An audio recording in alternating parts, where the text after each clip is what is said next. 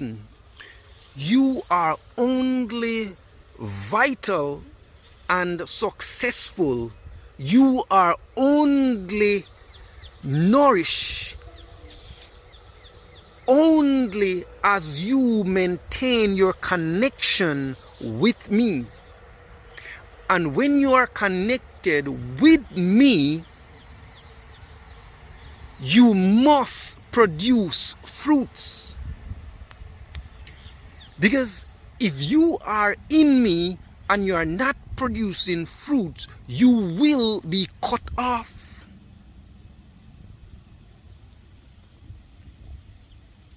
And be gathered for the burning.